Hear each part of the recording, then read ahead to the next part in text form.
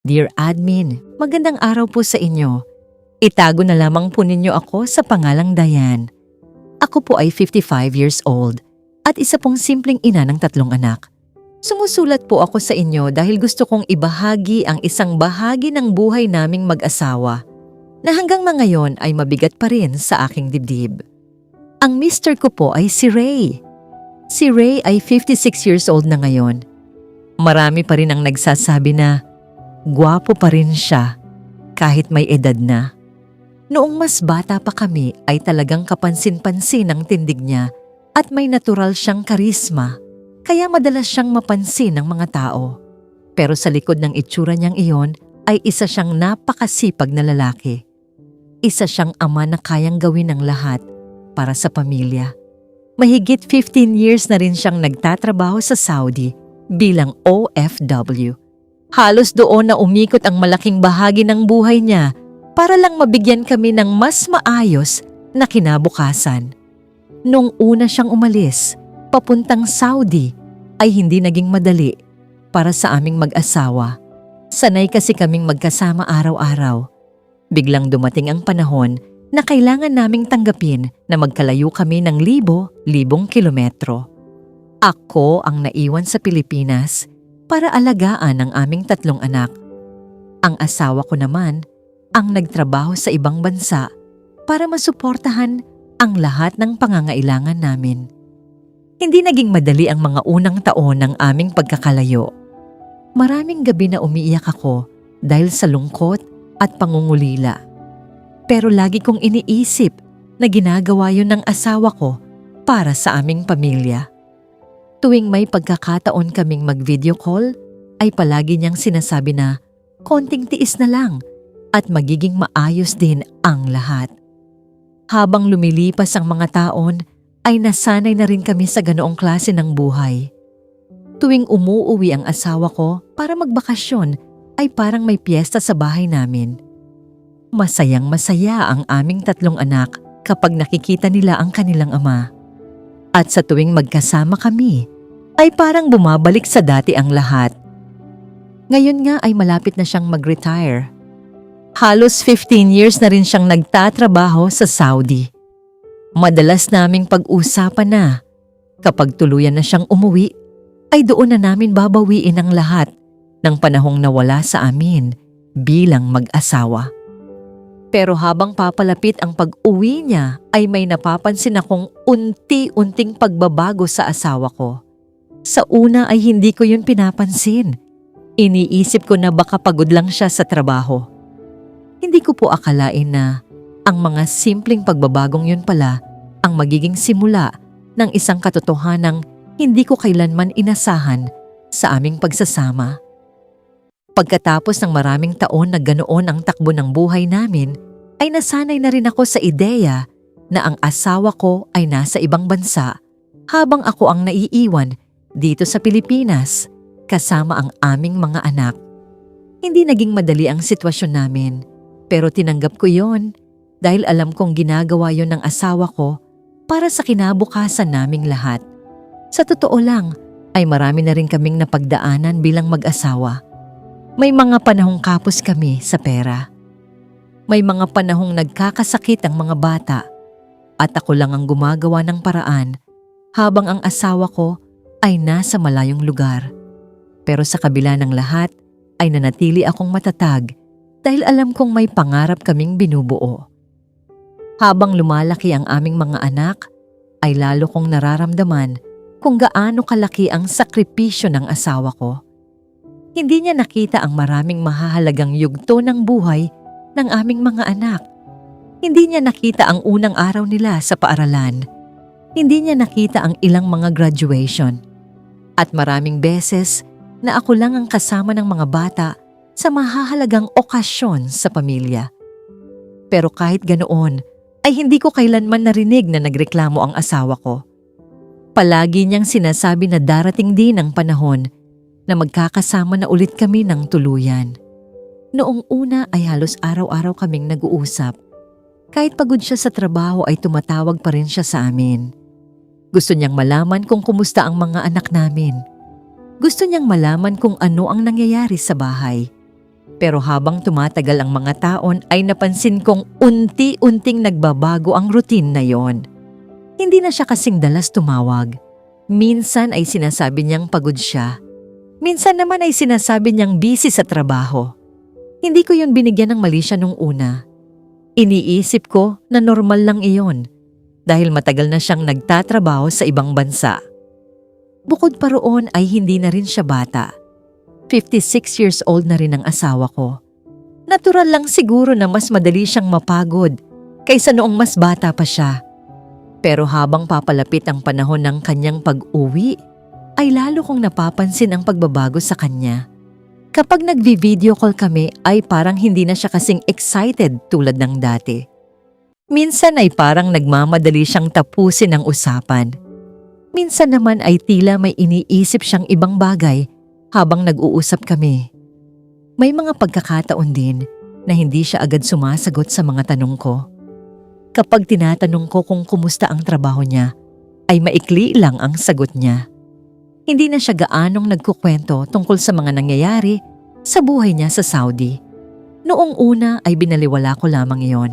Iniisip ko na baka pagod lang talaga siya. Pero may isang pangyayari na nagsimula nang magbigay sa akin ng kakaibang pakiramdam. Isang gabi habang nag-uusap kami sa video call, ay napansin ko na parang may ibang tao sa likod niya. Hindi ko masyadong nakita ang mukha dahil mabilis itong dumaan sa kamera. Mukhang lalaki ang dumaan sa likod niya.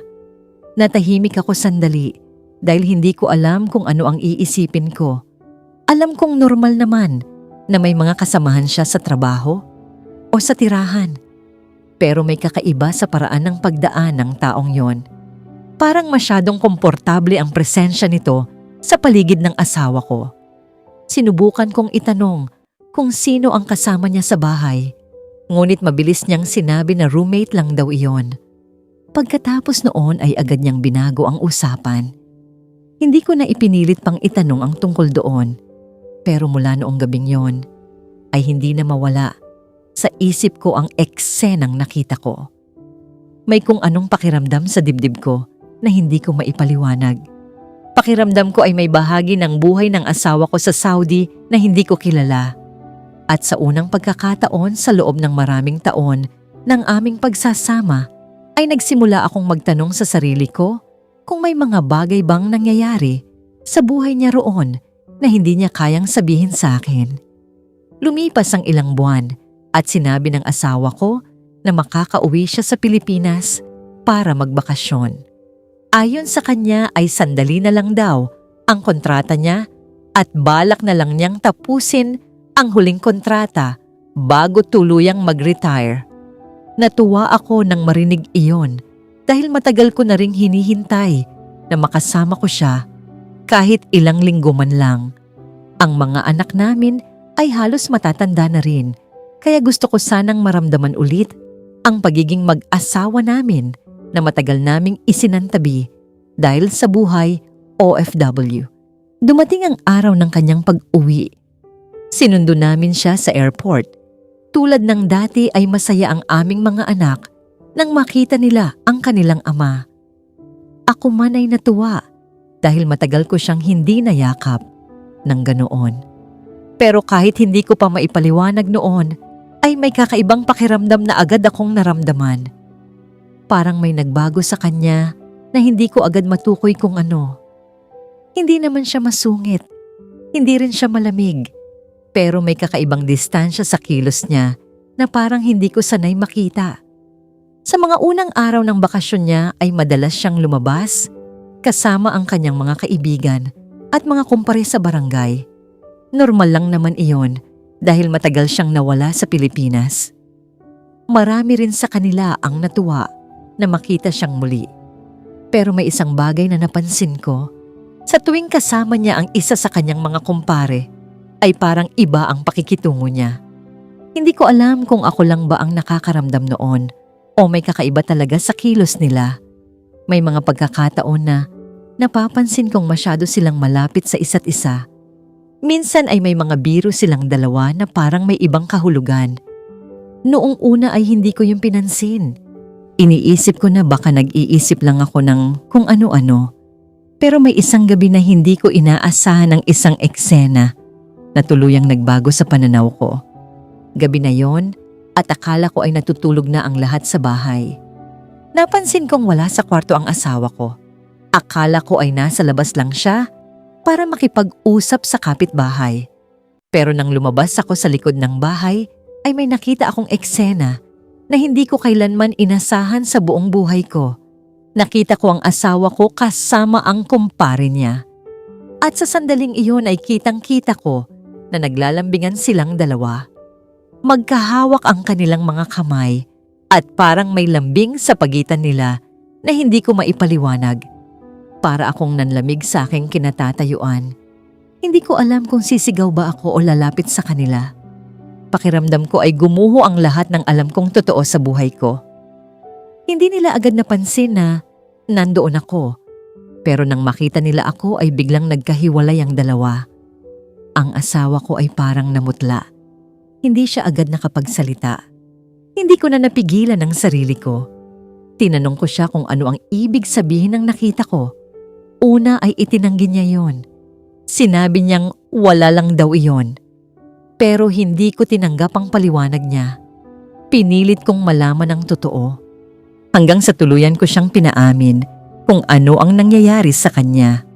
Matagal siyang natahimik bago siya nagsalita. At ang mga sumunod niyang sinabi ay hindi ko kailanman inasahan na maririnig mula sa sarili kong asawa. Sinabi niya na may mga nangyari sa kanya habang nagtatrabaho siya sa Saudi. May isang pagkakataon daw na may ilang lalaking banyaga ang gumawa ng masama sa kanya. Noong una ay labag daw iyon sa kalooban niya. Hindi niya raw alam kung paano siya makakatakas sa sitwasyon na yon. Pero habang lumilipas ang panahon ay parang nasanay na raw ang katawan niya sa mga nangyayari. Sinabi niya na paulit-ulit daw iyong nangyari. At sa paglipas ng mga taon ay parang hinahanap-hanap na raw ng katawan niya ang ganoong klaseng karanasan. Habang nagsasalita ang asawa ko, ay pakiramdam ko ay hindi ko na siya kilala. Hindi ko alam kung ano ang mas mabigat na nararamdaman ko. Ang galit ba? Ang sakit? O ang awa sa mga pinagdaanan niya sa ibang bansa? Sa sandaling iyon ay napagtanto ko na ang lalaking bumalik sa aming bahay ay hindi naganap na katulad ng lalaking umalis noon para magtrabaho sa Saudi. Pagkatapos ng mga sinabi ng asawa ko noong gabing iyon, ay parang natigil ang oras sa pagitan naming dalawa. Hindi ako agad nakapagsalita. Hindi ko alam kung ano ang dapat kong maramdaman. Pakiramdam ko ay sabay-sabay na bumagsak sa dibdib ko ang lahat ng emosyon na matagal kong hindi naramdaman. Galit, sakit, pagkalito, at higit sa lahat ay matinding awa sa taong kaharap ko. Tahimik lang kaming dalawa sa likod ng bahay. Ang hangin lang ang maririnig at ang mahina niyang paghinga. Hindi ko alam kung gaano katagal kaming ganoon. Pero sa loob ng katahimikan na yon ay marami akong tanong na gustong ilabas. Tinanong ko siya kung bakit ngayon lang niya sinabi ang lahat ng iyon. Bakit sa loob ng napakaraming taon ay hindi man lang niya sinubukang ipaalam sa akin ang nangyari sa kanya. Matagal siyang hindi nagsalita. Nakayuko lang siya habang hawak ang kanyang dalawang kamay. Pagkatapos ng ilang sandali ay saka siya dahan-dahan nagsalita. Sinabi niyang matagal na raw niyang gustong sabihin sa akin ang totoo. Pero natatakot daw siya. Natakot daw siya na baka hindi ko siya maintindihan. Natakot daw siya na baka kamuhian ko siya. Natakot daw siya na baka tuluyan ko siyang iwan. Habang nagsasalita siya, ay ramdam kong mabigat ang bawat salita na lumalabas sa bibig niya. Sinabi niyang noong unang nangyari iyon sa Saudi ay pakiramdam daw niya ay wala siyang magawa. Nasa ibang bansa siya, malayo sa pamilya, at wala siyang matakbuhan. Sinabi niyang pagkatapos ng unang insidente ay ilang araw siyang hindi makatulog. Pakiramdam daw niya ay parang may malaking bahagi ng pagkatao niya ang nasira. Nahihiya daw siyang magkwento sa kahit kanino, lalo na sa akin. Dahil ayaw niyang isipin ko na mahina siya. O may nangyari sa kanya na hindi niya nagawang ipaglaban. Pero ayon sa kanya ay hindi raw doon natapos ang lahat. Habang tumatagal ang panahon ay may mga pagkakataon daw na nauulit ang mga nangyayari.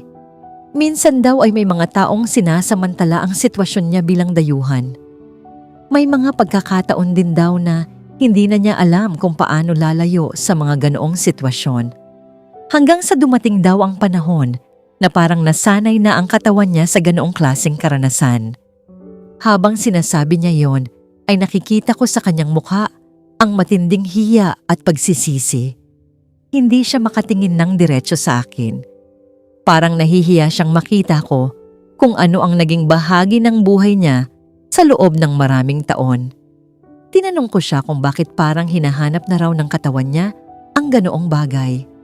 Matagal siyang natahimik bago siya sumagot. Sinabi niyang hindi niya rin daw maintindihan kung bakit ganoon ang nangyari sa kanya. Pero habang paulit-ulit daw na nangyayari iyon, sa loob ng mahabang panahon ay parang nasanay na raw ang katawan niya. Sinabi niya na hindi ibig sabihin noon na mahal niya ang mga taong yon. Hindi rin daw ibig sabihin na gusto niya ang nangyari sa kanya noong una. Pero ayon sa kanya ay parang may bahagi ng sarili niya na nagbago dahil sa mga karanasan niya roon. Habang nakikinig ako sa kanya, ay pakiramdam ko ay nahahati ang puso ko. May bahagi sa akin na nasasaktan bilang asawa. May bahagi naman sa akin na naaawa sa mga pinagdaanan niya bilang tao. Hindi ko alam kung alin ang dapat kong pakinggan. Ang galit ko ba bilang asawa? O ang awa ko bilang taong nakakaalam ng sakripisyong ginawa niya para sa pamilya namin?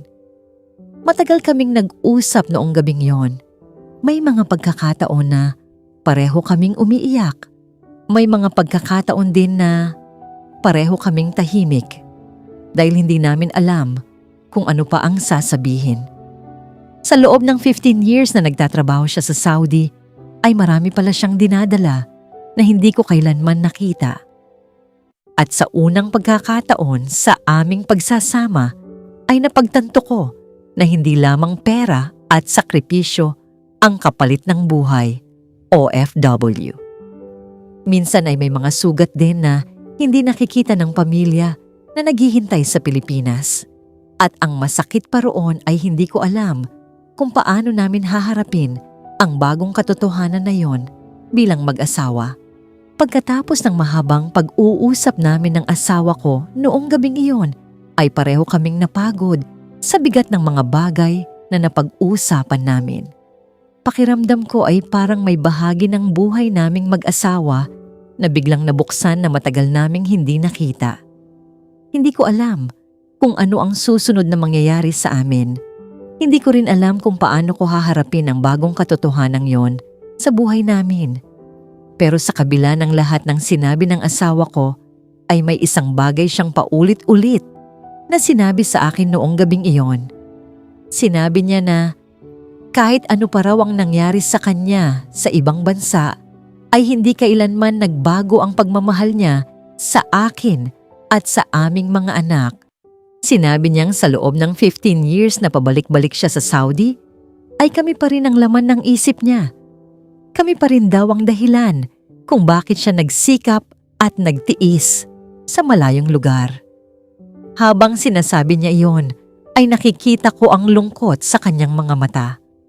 Parang natatakot siyang tuluyan ko siyang layuan dahil sa mga nangyari sa kanya. Tinanong ko siya kung mahal pa rin ba niya ako bilang asawa. Hindi siya agad sumagot. Lumapit siya sa akin at hinawakan niya ang aking kamay. Sinabi niyang ako pa rin daw ang babaeng minahal niya mula pa noong kabataan namin.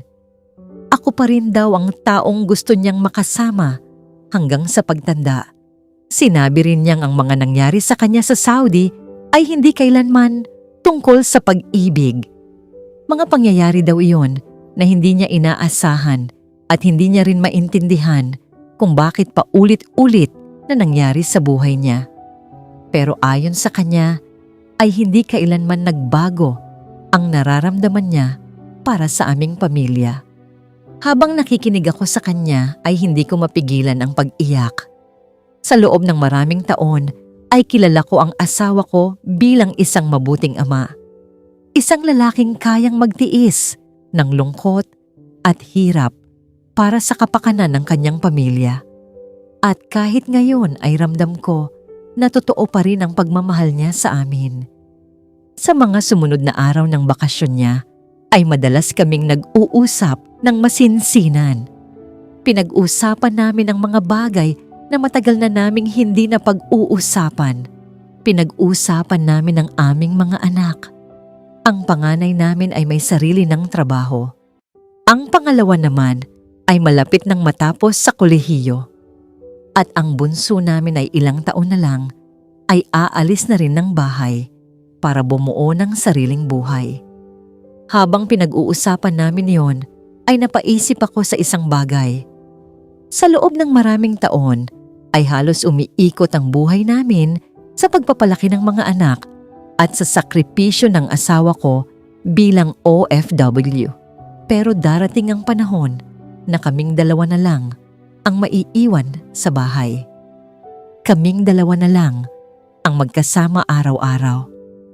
Doon ko napagtanto na ang tunay na tanong ay hindi lamang tungkol sa mga nangyari sa kanya sa Saudi.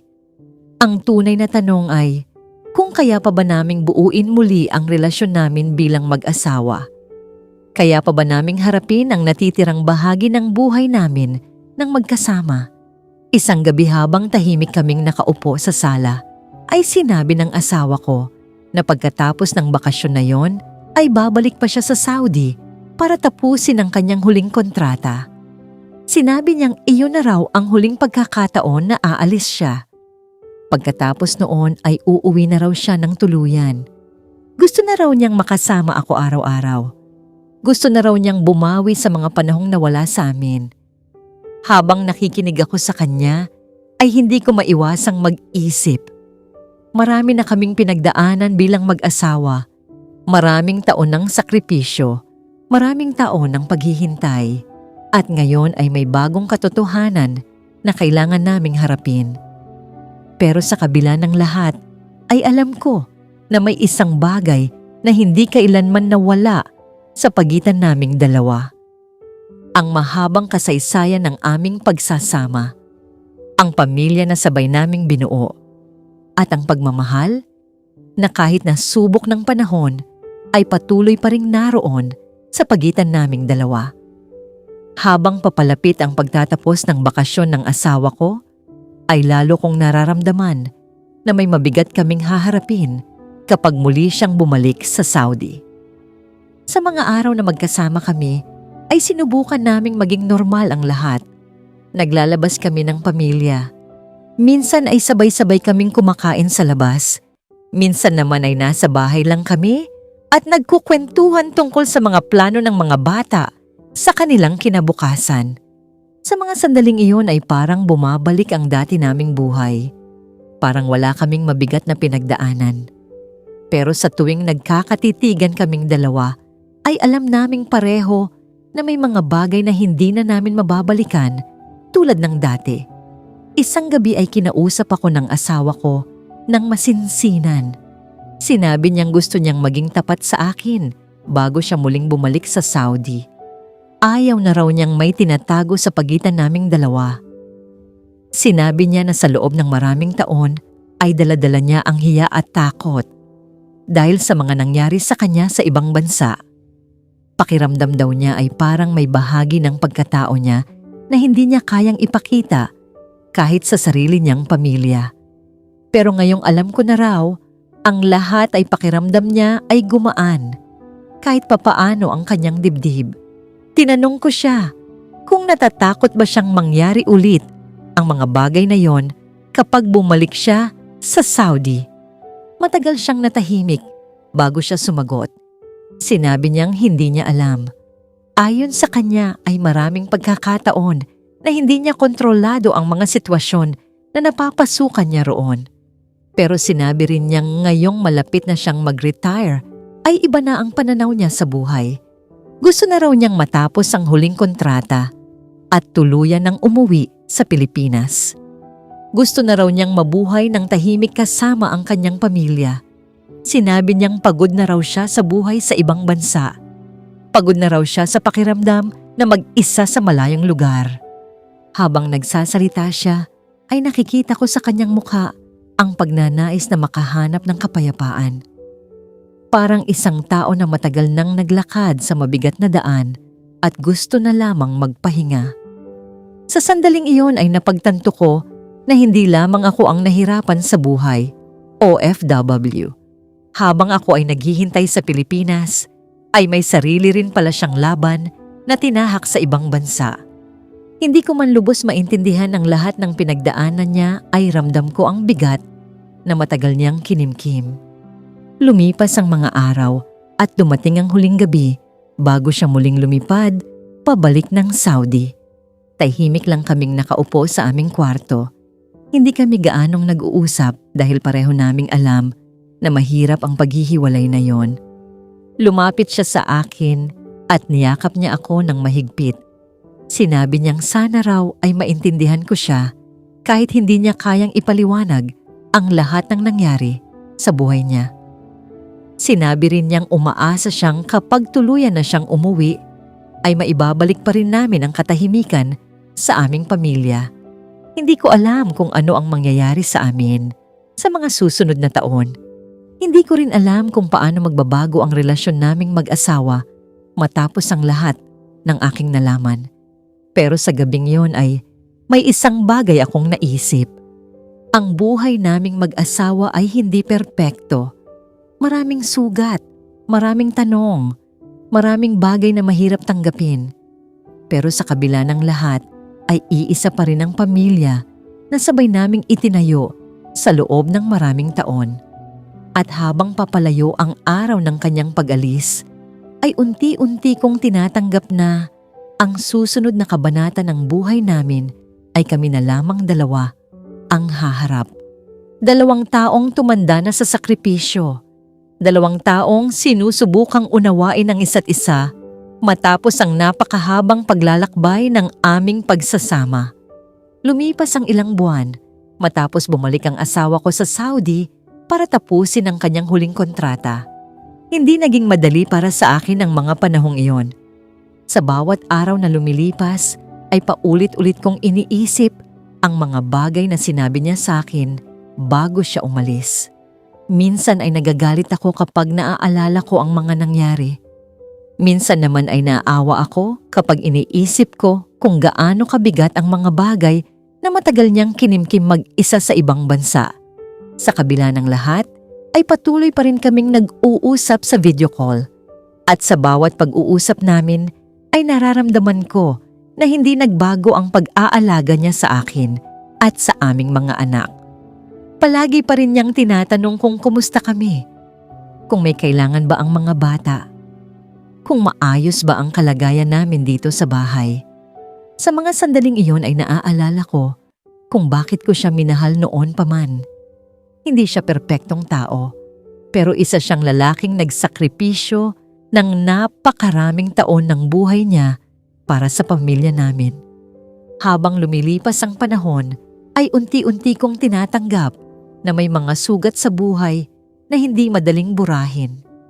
May mga karanasan na hindi na mababago kahit gaano pa natin gustuhin. Ang tanong na lamang ay kung paano namin haharapin ang mga bagay na yon bilang mag-asawa. Sa loob ng maraming gabi ay iniisip ko kung iiwan ko ba ang asawa ko dahil sa mga nangyari. O pipiliin ko bang unawain ang mga pinagdaanan niya sa malayong bansa? Hindi madaling sagutin ang tanong na yon. Dahil sa isang banda ay nasaktan ako bilang asawa. Pero sa kabilang banda ay alam ko rin na may mga bagay na nangyari sa kanya na hindi ko naranasan at hindi ko lubos na maintindihan. Ngayon ay papalapit na ang araw na matatapos na rin ang kanyang huling kontrata. Kapag nangyari iyon ay tuluyan na siyang uuwi sa Pilipinas. At sa mga susunod na taon ay kami na lamang dalawa ang magkasama sa bahay. Ang aming mga anak ay unti-unti nang bubuo ng sarili nilang buhay. Minsan naiisip ko Kung ito na ba ang yugto ng buhay namin, kung saan kailangan naming muling kilalanin ang isa't isa bilang mag-asawa. Hindi ko alam kung tama ba ang magiging desisyon ko. Pero sa ngayon ay pinipili kong manatili. Pinipili kong subukang unawain ang taong nakasama ko sa napakaraming taon ng aking buhay. Dahil sa kabila ng lahat ng nangyari, ay siya pa rin ang ama ng aking mga anak. At siya pa rin ang lalaking pinili kong makasama sa pagtanda. Pero admin, gusto ko ring itanong sa mga manonood ng inyong channel ang isang bagay na matagal ko nang iniisip. Kung kayo ang nasa kalagayan ko, kung kayo ang asawa na nakarinig ng ganitong kwento mula sa inyong partner, ano ang gagawin ninyo? Tatanggapin ninyo ba ang nangyari at susubukang ayusin ang relasyon ninyo bilang mag-asawa? O pipiliin ninyo na tuluyan ng lumayo upang maprotektahan ang inyong sarili? At gusto ko rin sanang itanong kung may mga nakaranas na ba ng ganitong kwento sa buhay OFW. Normal ba talaga na may mga ganitong nangyayari sa ibang bansa, lalo na sa Saudi? May mga lalaki bang napapadaan sa ganitong sitwasyon kahit may asawa at pamilya na naghihintay sa Pilipinas? O talagang may mga bagay lang sa buhay na hindi madaling ipaliwanag? Sana ay may mga taong makapagbahagi ng kanilang pananaw tungkol sa aking kwento. Dahil hanggang ngayon ay patuloy pa rin akong naghahanap ng sagot kung paano ko haharapin ang natitirang bahagi ng buhay naming mag-asawa. Hindi madali para sa isang asawa na marinig at tanggapin ang mga ganitong karanasan mula sa taong matagal mong minahal at pinaghintayan. Ang buhay OFW ay puno ng sakripisyo. Hindi lang pera at pagod ang kapalit nito. Minsan ay may mga sugat at karanasan din na hindi agad nakikita ng mga pamilyang naghihintay sa Pilipinas. Kayo naman ang gusto naming marinig. Kung kayo ang nasa kalagayan ni Dayan, ano ang gagawin ninyo bilang asawa? Tatanggapin ninyo ba ang nangyari at susubukang ayusin ang relasyon ninyo? O pipiliin ninyo na lumayo upang protektahan ang inyong sarili at ang inyong pamilya? Sa mga OFW na nanonood ngayon, gusto rin naming malaman kung saan kayo nanonood. I-comment ninyo kung saang bansa kayo ngayon nagtatrabaho para makita rin ng ibang kababayan natin kung gaano karami ang mga Pilipinong OFW na magkakasamang nanonood at nakikinig ng mga kwentong OFW. Maraming salamat sa pananatili hanggang sa dulo ng kwentong ito. Kung may kwento rin kayong gustong ilabas, mga liham ng sakripisyo, pangungulila, tagumpay, o pagkatalo bilang OFW, bukas ang channel na ito para sa inyo. Pwede kayong magpadala ng inyong kwento at igagalang namin ang inyong katahimikan at pagkakakilanan. Thanks for watching and we'll see you in the next video.